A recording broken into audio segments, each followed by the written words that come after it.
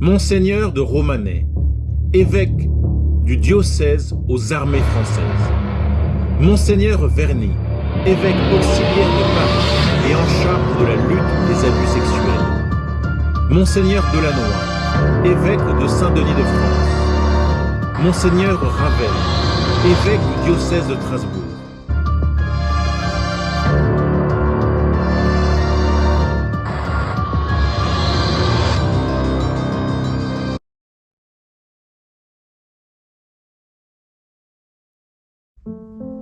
Le 26 août 2022, après avoir été reçu par le chancelier et aumônier du diocèse aux armées françaises, Madame Claisen, représentant de Monseigneur de Romanay, j'ai expliqué les faits dont mon agresseur sexuel, le missionnaire des missions étrangères de Paris, Père Philippe Rittershaus, m'avait transmis.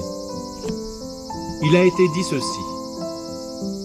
Étant donné que le Père Philippe Rittershaus ne mentionne pas le Père Donatien comme partenaire sexuel, mais comme ami aimant chastement, nous ne pouvons donner de suite.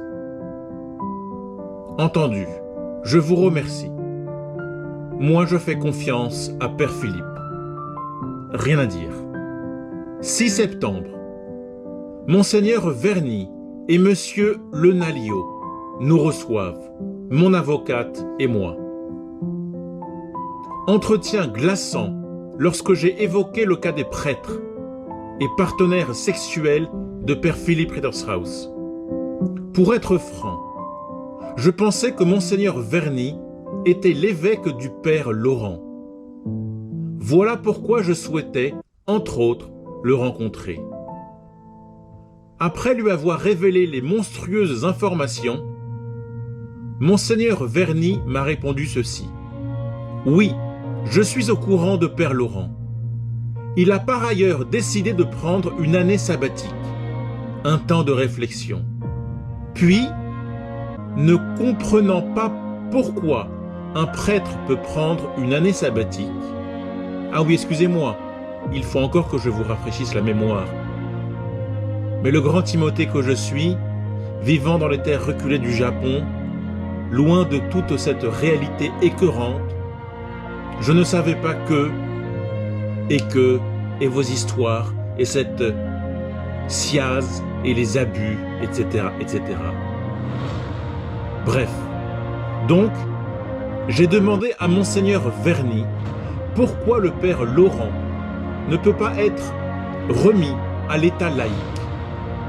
Sa réponse fut glaçante. Père Laurent a des relations sexuelles avec d'autres hommes depuis le séminaire. Et alors? Vous savez, Monsieur Béguin, ce n'est pas le premier. S'il fallait être derrière lui et tous les autres, pour leur dire de cesser, on n'en sortira pas. Alors bon, vous me comprenez. Je vous le dis maintenant, Monseigneur Verny, ce que je n'ai pas osé vous dire en face, tellement j'en avais le cœur retourné. Non, je ne vous comprenais pas. Soyez plus précis, s'il vous plaît. N'étant pas du tout satisfait de cette réponse, je suis allé rencontrer Monseigneur Delannoy, l'évêque de Saint-Denis de France. C'était le 9 septembre. Inutile de vous raconter les mêmes récits que j'avais dit à Monseigneur Verny. En revanche, les commentaires de Monseigneur Delannoy étaient « J'ai aucun moyen de faire un travail d'enquête. Il n'est pas question que le Père Laurent mène une double vie. Il faut l'aider à faire la vérité sur lui-même. Est-ce que cela serait simplement un moment d'égarement? Je ne sais pas. Il faut l'écouter. Ou bien, est-ce que c'est une attitude profonde en lui qui va se renouveler? Auquel cas, c'est sûr, il faut que Père Laurent quitte le ministère. C'est évident. Monseigneur Delannoy, permettez-moi de vous dire ceci. Je ne vous comprends pas.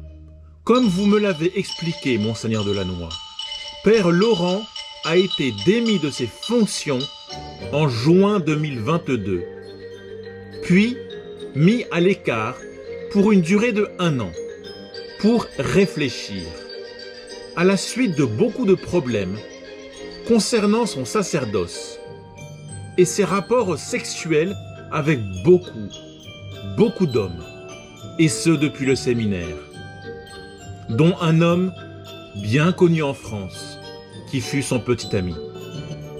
Monseigneur Delannoy, ce que vous me dites n'est pas la réalité.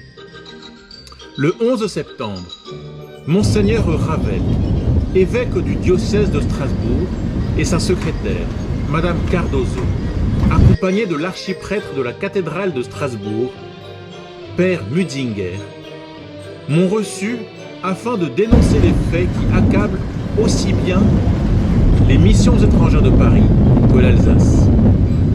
L'attitude de ces 3 personnes fut déplorable, car cela concerne le mentor sexuel de Père Philippe Rittershaus, qui, si, à l'époque, le Père Gilles s'était comporté dignement, chastement, envers le jeune séminariste Philippe, ma rencontre avec le missionnaire des missions étrangères de Paris, au Japon, en juillet 2022, aurait été des plus saines, respectueuses et accompagnatrices catholiquement parlant. Je ne serai pas là, depuis 14 mois, à souffrir des maux qu'il m'a été fait. Je ne prétends pas parler pour celui qui a été un abuseur, un voyeur, un manipulateur, un pervers, un violeur sexuel, durant tout le temps où le Père Philippe Rittershaus a su profiter de moi à mon insu. Mais ce qui est important de souligner, c'est que s'il n'y avait pas eu ni de mentor sexuel MEP, ni de père spirituel frauduleux sulpicien, ni d'amis sexuels douteux dominicains de Père Philippe Rittershaus, eh bien, il vivrait probablement le choix de sa sexualité, mais chastement et dignement. Il aurait pu exercer son rôle de missionnaire correctement, et je n'en serais pas là à écrire. Ma vie dans la nature de Hokkaido battrait son plein. J'avais été au diocèse de Strasbourg à 2 reprises, tant pour les faits que Père Philippe reproche à son mentor, dont les rapports sexuels ont pris fin lors de l'ordination épiscopale de Monseigneur Gilles, et qui au passage a permis d'autres rencontres, comme celle avec le Père Christophe et l'un de ses bons amis, dont je ne cesse de rappeler que cela est interdit par la loi de l'Église, qui se doit d'être juste, honnête, saine et respectueuse. Messeigneurs, Verny, Delannoy, Ravel et Gilles, vous n'êtes pas dignes d'être coiffés de votre mitre et de porter votre robe.